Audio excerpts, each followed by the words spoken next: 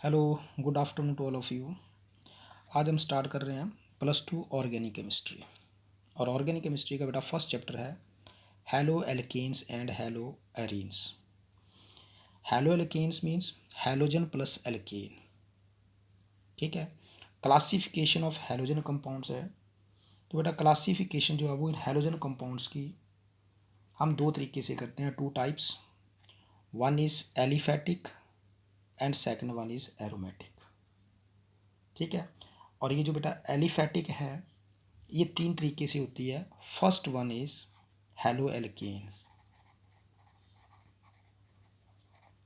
Hello alkene, the halogen derivative of alkanes, they are known as the haloalkanes and these are classified as fluoro, chloro, bromo. मतलब जिस halogen को आप replace करोगे, fluorine के करोगे तो फ्लोरो, chloro, bromo, आइडो।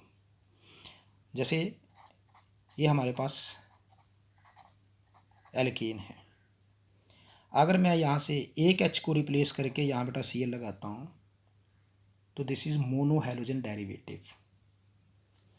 और अगर यहाँ रिप्लेस करके यहाँ एक एच और एक एच, ये दो एच यहाँ रिप्लेस करके अगर मैं यहाँ हैलोजन लगाता हूँ बेटा तो ये डाई हैलोजन डेरिवेटिव होगा।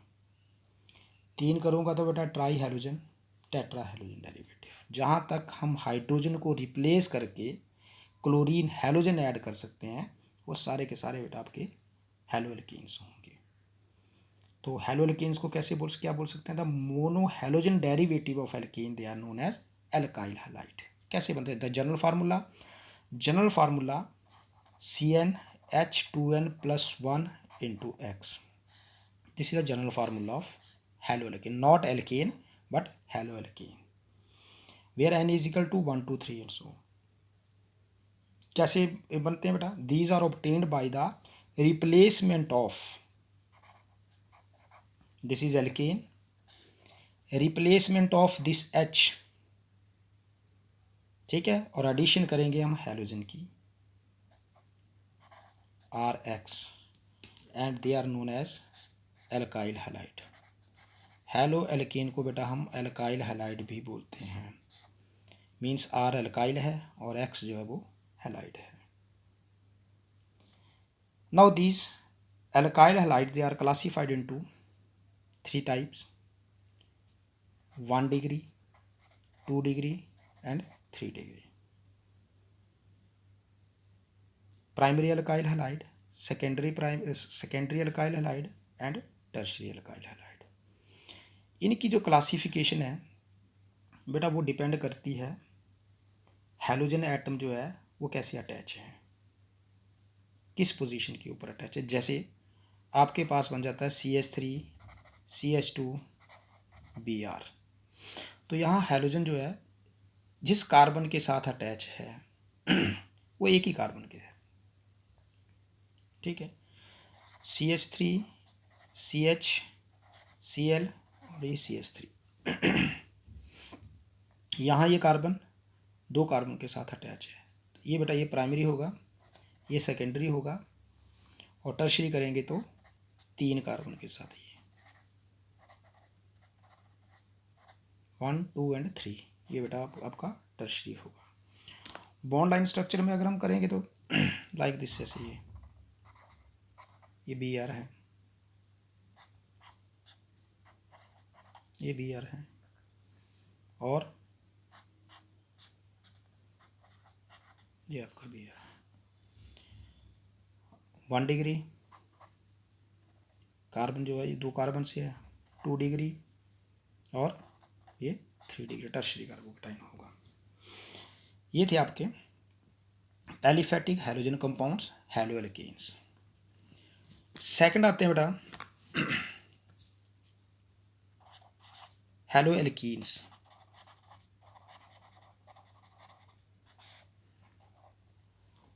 The halogen derivative of alkene, alkene के एल्कीन्स में हैलोजन अटैच होगा बेटा वो हैलो एल्कीन्स होंगे।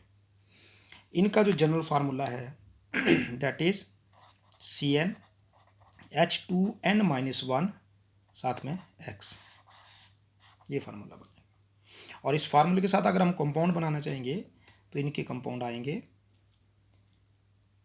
CH2 डबल बॉन्ड CHCl, नाम तो इसका बेटा क्लोरोइथीन, लेकिन इसको हम बोलते हैं विनाइल। ये है बेटा विनाइल क्लोराइड। विनाइल क्यों है? क्योंकि जिस हैलोजन जिस कार्बन के साथ जुड़ा है वो कार्बन नेक्स्ट कार्बन के साथ बॉन्ड डबल बॉन्ड बना रही है। नेक्स्ट आता है बेटा आपका एलाइल। एलाइल में हम क्या करते हैं, जैसे मान लो ब्रोमीन है, CH2 CH double bond CH2। अब इसका नाम, वैसे तो हम क्या बोलते हैं, इसका नाम क्या होगा, 1 2 3 ब्रोमो प्रॉप 1 ईन, और जनरली हम इसको बोलते हैं एलाइल। ये विनाइल और एलाइल जो हैं बहुत इंपॉर्टेंट हैं। आगे जाके आपको एलाइलिक और विनाइलिक यही हम पढ़ेंगे।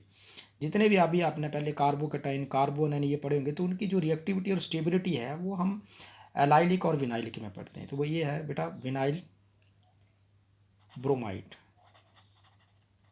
विनाइल क्यों है? यहाँ पर ये जो हैलोजन अटैच है ये एक कार्बन को छोड़ करके अगला डबल बॉन्ड हो, मतलब एक कार्बन हो उसके नेक्स्ट वाली के साथ जो है वो डबल बॉन्ड अटैच हो, तो इसको हम वर्ड यूज करते हैं vinyl. And third one is halo alkyne, halo alkynes.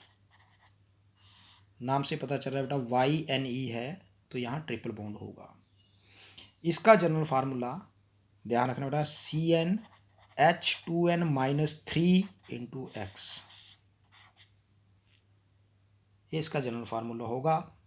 For example आप कोई भी कंपाउंड जैसे HC ट्रिपल बॉन्ड C और साथ में Cl, ये क्लोरोइथाइन, इतना तो आपको पता होगा बेटा, ट्रिपल बॉन्ड है तो हम सुफिक्स जो है वो हम यूज़ करते हैं, प्राइमरी सुफिक्स जो यूज़ करते हैं वो YNE, डबल बॉन्ड है ENE और सिंगल बॉन्ड है AN। तो ये थे बेटा आपका classification halogen compound, first aliphatic halogen compound. अब नेक्स्ट आते हैं एरोमेटिक हैलोजन कंपाउंड्स। नेक्स्ट आता है बेटा एरोमेटिक हैलोजन कंपाउंड्स। ये कैसे होते हैं? जो हमारे पास एरोमेटिक हाइड्रोकार्बन है, ठीक है, हमें पता है ये हर एक H जो है वो वहाँ अटैच है। जैसे मैंने आपको फर्स्ट केस बताया एलिफैटिक में कि एक H की रिप्लेसमेंट करके वहाँ पर हम हैलोजन ऐड करेंगे, तो हम इनको न्यूक्लियर हैलोजन डेरिवेटिव बोलते हैं, या फिर generally known as aryl halide. वो एल्काइल हैलाइड थे, ये एराइल हैलाइड है। अगर मैं यहाँ एक हाइड्रोजन को बेटा यहाँ रिप्लेस कर दूँ लाइक दिस, यहाँ हैलोजन लगा दिया, हम बोलेंगे क्लोरोबेंजीन, ठीक है, ये क्लोरोबेंजीन है। अब जरूरी नहीं है कि ये क्लोरीन जो है वो आपका डायरेक्ट यहाँ पे अटैच हो, बेटा ये साइड चेन भी आ सकता है। तो सेकंड जो टाइप आता है इसका, हम इसको बोलते हैं साइड चेन हैलोजन डेरिवेटिव। ये कौन कौन से होते हैं? The halogen derivatives of aromatic hydrogen in which the halogen atom is linked to one of the carbon atom of side chain which carrying the aryl group. For example ये CH2 and Cl, या फिर और कैसे आ सकता है CH Cl2, आप इसको Cl ऊपर करके और Cl नीचे भी लिख सकते हैं। इस तरीके से ये ग्रुप आते हैं, या फिर एक और हाइड्रोजन यहाँ रिप्लेस कर दो तो ये बन जाएगा आपका CCl3। आप हर एक केस में देख रहे हैं, इस केस में हमने हाइड्रोजन एक रिप्लेस की तो बेटा Cl2 बन गया। अगर दूसरी तीसरी हाइड्रोजन जब रिप्लेस करते हैं तो एक हैलोजन और एडिशन होगी। इनके जो जनरली कॉमन नेम आते हैं, वैसे तो नाम इसका होगा 1 क्लोरो 1 फिनाइल मीथेन, लेकिन इनका जो हम जनरली नाम बोलते हैं बेटा ये है बेंजाइल क्लोराइड। बेंजाइल क्लोराइड, ठीक है। CHCl2 आता है तो इसको हम बोलते हैं बेंजल, Al, बेंजल क्लोराइड। और CCl3 में है, इसको हम बोलते हैं banjo trichloride, benzyl डाईक्लोराइड, benzyl chloride. ये थे आपके साइड चेन एल्केन और ये एरोमेटिक। उसके बाद बेटा हैलो एल्केन का हम आता आपका नॉमेनक्लेचर, लेकिन नॉमेनक्लेचर जो है वो मैं आपको ऑलरेडी करवा चुका हूँ बेटा। इस हैलो एल्केन का नॉमेनक्लेचर आप लास्ट वीडियो से भी चेक कर सकते हो। सिंपल सा, इसका कोई ज़्यादा नहीं है, लेकिन फिर भी अपने +2 लेवल पर हम इसमें मैं आपको 2 या 3 क्वेश्चन जो है वो नॉमेनक्लेचर के मैं आपको सॉल्व करवाता हूँ। इससे आप हमारा जो नॉमेनक्लेचर है वो काफ़ी हद तक क्लियर होगा। ये है बेटा इनका IUPAC नेम क्या होगा। तो देखो रूल्स वही हैं, लॉन्गेस्ट चेन सेलेक्ट करो, अगर वहाँ पर मल्टीपल बॉन्ड है तो प्रेफरेंस हम मल्टीपल बॉन्ड में देंगे, वो चेन सेलेक्ट करेंगे। यहाँ पर आपका बॉन्ड आता है तो यहाँ डबल बॉन्ड है। इसमें हम देखते हैं बेटा ये कार्बन है, यहाँ कार्बन है, ये कार्बन है और ये कार्बन है। तो जब हम इसकी नंबरिंग करेंगे तो हम ये देखेंगे लोएस्ट नंबर जो है वो यहाँ आना चाहिए, क्योंकि 1 2 3 के केस में अगर हम ब्रोमीन है आपका तो हम यहाँ से नंबरिंग स्टार्ट करेंगे तो 1 2 3 और ये 4 सेकंड पोजीशन में आ रहा है, यहाँ पर भी सेकंड पोजीशन में आ रहा है, लेकिन यहाँ सेकंड पोजीशन जो है वो आपकी एक सब्स्टिट्यूएंट के साथ आ रही है। तो इसका नाम क्या होगा, इसका नाम होगा 1 ब्रोमो, 4 है तो बेटा ब्यूट, सेकंड पोजीशन के ऊपर डबल हो रहा है 2 ईन, ये इसका नाम होगा। इसमें देखते हैं 1 2 3, ठीक है 1 2 3, यहाँ से चलेंगे तो आपका लोएस्ट नंबर ये बनेगा। तो इसका नाम क्या होगा 3 ब्रोमो 2 मिथाइल प्रोप और 1 ईन या प्रोपीन, ये नाम होंगे। तो ये बेटा सिंपल से नॉमेनक्लेचर है, ये आप कर सकते हैं और किया हुआ है। नेक्स्ट आता है बेटा nature of CX bond, that is very important. Next आता है बेटा nature of the CX bond. ये जो आपका हैलो एल्केन है इसका नेचर तो देखो क्या होगा,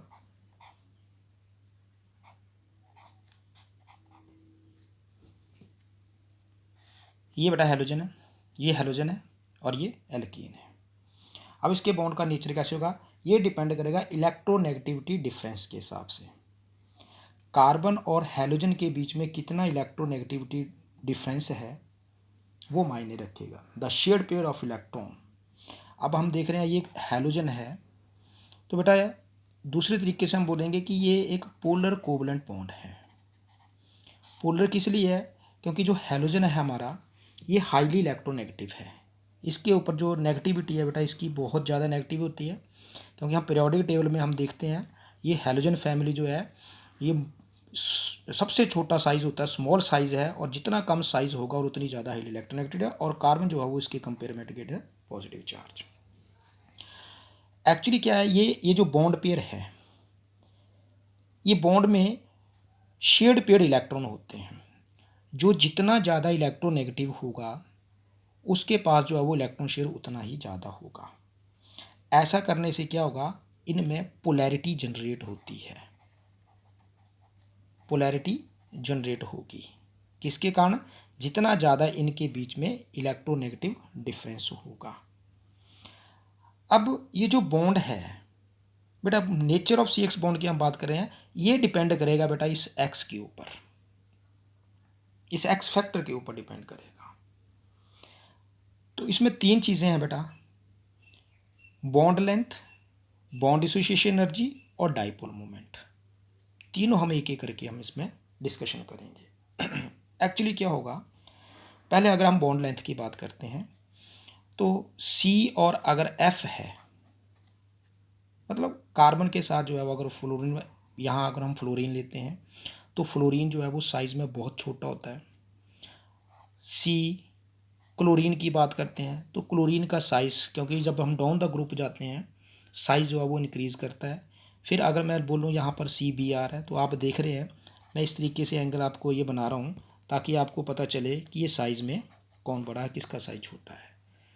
अब यहाँ देख रहे हैं क्लोरीन और फ्लोरीन में फ्लोरीन का साइज़ बहुत कम है, और जैसे जैसे हम डाउन द ग्रुप आगे फ्लोरीन, क्लोरीन, ब्रोमीन और आयोडीन में मूव कर रहे हैं, साइज़ जो है वो इंक्रीज करता जा रहा है।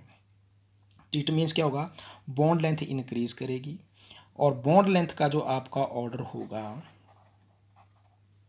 वो होगा CF greater than CCl greater then बेटा CBr और greater than CI, less than आएगा भाई, क्योंकि फ्लोरीन सबसे छोटा, फिर क्लोरीन, फिर ब्रोमीन और फिर आयोडीन होगा।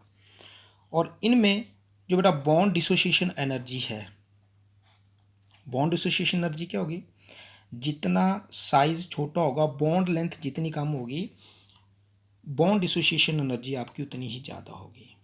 अगर मैं आपको एक वर्ड में लिख दूं कि bond length inversely proportion to bond dissociation energy. अब ये जो CF है, साइज छोटा है, बॉन्ड डिसोसिएशन एनर्जी इसकी वेरी हाई, क्लोरीन की, फिर ब्रोमीन की और लास्ट में आयोडीन की। तो इसका जो बॉन्ड एसोसिएशन का ऑर्डर जो है वो आपका बॉन्ड एसोसिएशन एनर्जी जो है वो यही चलेगी कि बॉन्ड एसोसिएशन एनर्जी जो है वो क्लोरीन CF की ज़्यादा होगी, फिर क्लोरीन की, और सबसे कम जो है वो आपकी आयोडीन की होगी। उसके बाद ये पोलैरिटी किसके ऊपर डिपेंड करेगी, डाइपोल मोमेंट के ऊपर।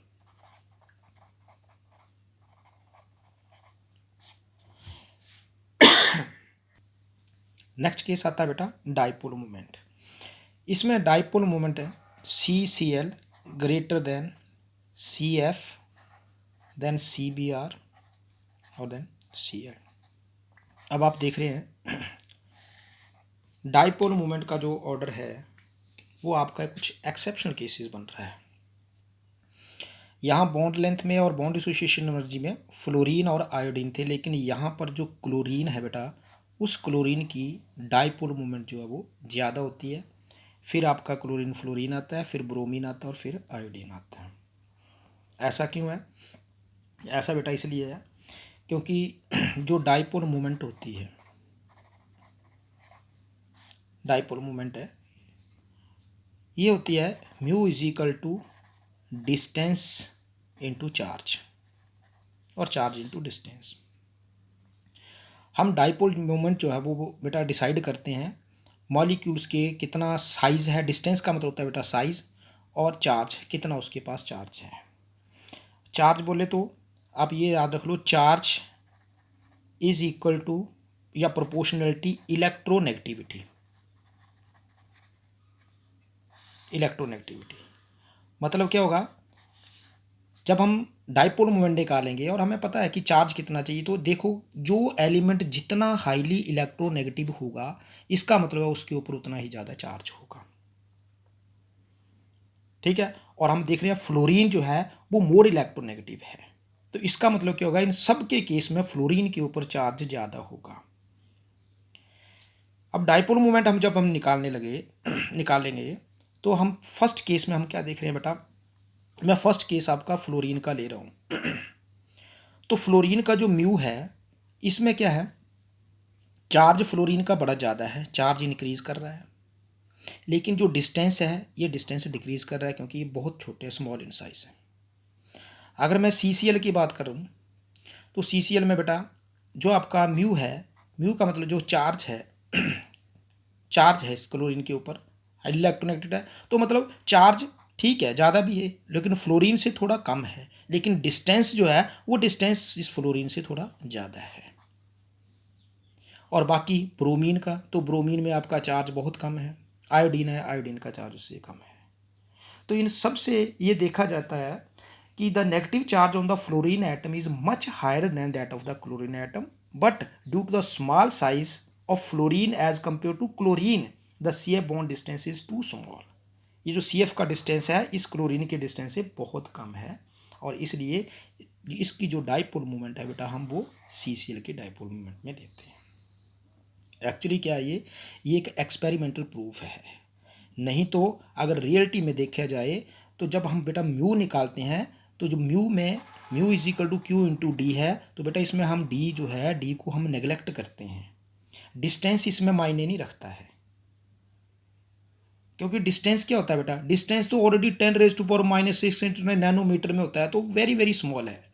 हम मेन जो डाइपोल मोमेंट है बेटा, वो आपकी एक बात याद रखना, मेन डाइपोल मोमेंट जो है वो आपकी चार्ज के ऊपर डिपेंड करती है।